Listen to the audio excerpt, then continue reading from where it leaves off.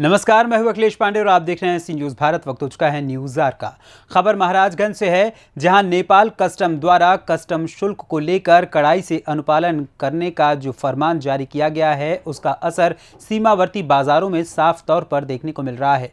एक ओर जहां आम नेपाली ग्राहक भी नेपाल प्रशासन के इस कदम से परेशान हैं, तो वहीं सीमावर्ती व्यापारियों की स्थिति भी काफ़ी चिंताजनक है और काफ़ी ख़राब हो गई है, क्योंकि सीमावर्ती बाज़ार सिर्फ नेपाली नागरिकों पर ही आश्रित रहता था। जो बाज़ार कभी गुलजार रहते थे, वो अब नेपाल कस्टम के इस कदम से वीरान दिखाई दे रहे हैं। वहीं भारतीय व्यापारियों ने कहा कि जल्द से जल्द इस समस्या पर भारत और नेपाल सरकार ने कोई ठोस कदम नहीं उठाया तो आने वाले दिनों में भारत और नेपाल के रिश्ते में भी इसका असर देखने को मिलेगा।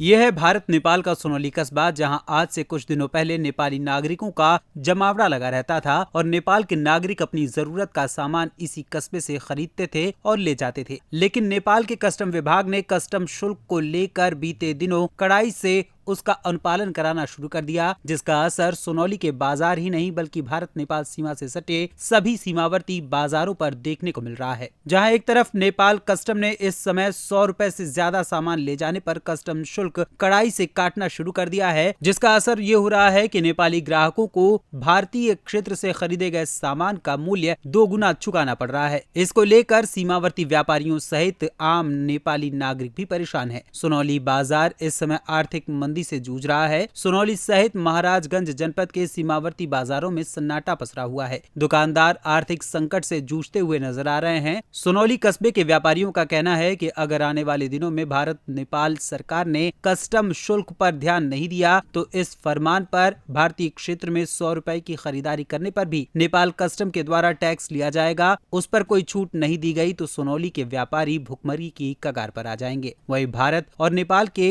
बेटी रोटी के रिश्ते में भी दरार पड़ जाएगी। वहीं नेपाल के कस्टम अधिकारियों का कहना है कि बॉर्डर एरिया में कस्टम शुल्क का नियम पहले से ही चलता आ रहा है। नेपाल सरकार के निर्देश पर अब इसको कड़ाई से अनुपालित कराया जा रहा है।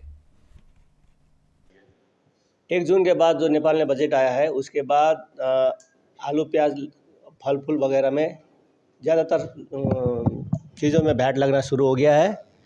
उसके वो बजट के चलते उसके बाद जितने भी सामान कस्टम होने के लिए आ रहा है, उसमें हम वैट लेके कस्टम क्लियर कर रहे हैं।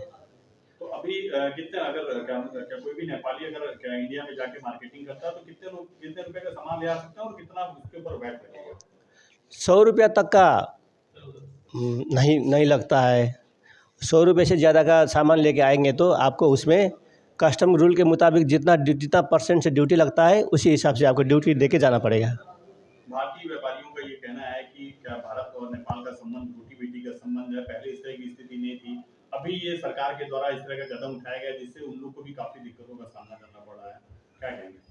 नहीं, ऐसा अभी आएगा भाई, ऐसा कोई रूल नहीं है। ये तो पहले से ये रूल था, लेकिन अभी उसको पूरी तरह से इम्प्लीमेंट किया गया है। बस इतना ही है, यहाँ से इंडिया जा सकते हैं, सामान खरीद के ला सकते हैं, लेकिन उसमें ड्यूटी देना पड़ेगा। 100 रुपये से ज़्यादा का होगा सामान तो ड्यूटी देना ही पड़ेगा। महाराजगंज से सी न्यूज़ संवाददाता अंगद शर्मा की रिपोर्ट। फिलहाल इस खबर में बस इतना ही। देश दुनिया की तमाम खबरों के लिए देखते रहें सी न्यूज़ भारत। हर खबर आपके साथ, आपके हाथ।